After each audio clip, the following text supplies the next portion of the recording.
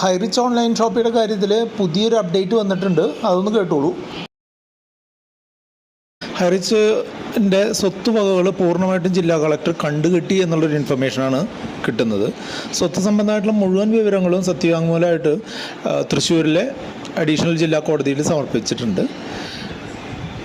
അതുകൊണ്ട് തന്നെ കോടതിയുടെ അനുമതിയോടുകൂടി ഈ എല്ലാ വസ്തുവകകളും ജില്ലാ ഭരണകൂടം ഏറ്റെടുക്കാനായിട്ട് ഇതുവരെ ഈ തീരുമാനമായിട്ടുണ്ടെന്നും അറിയുന്നു. അപ്പോൾ ഇന്ന് ഹൈറിച്ച് ഹൈക്കോടതിയിൽ കൊടുക്കാൻ ഉദ്ദേശിച്ചിട്ടുണ്ടായിരുന്ന ഇത്തരം നടപടി സ്റ്റേ ചെയ്യാനുള്ള ഉത്തരവ് മിക്കവാറും ഹൈക്കോടതി എടുത്ത് പുറത്തേക്ക് കളയാൻ സാധ്യതയുള്ളത്. അതായത് ഹൈറിച്ച് ടെക്നിക്കലി പൂട്ടി എന്നുള്ളതാണ് എനിക്ക് ഈ ഇൻഫർമേഷൻ കൊണ്ട് എനിക്ക് മനസ്സിലാവുന്നത്. കൂടുതൽ വിവരങ്ങൾ അടുത്ത വീഡിയോയിൽ ഡീറ്റെയിൽഡായിട്ട് നമുക്ക് പറയാം.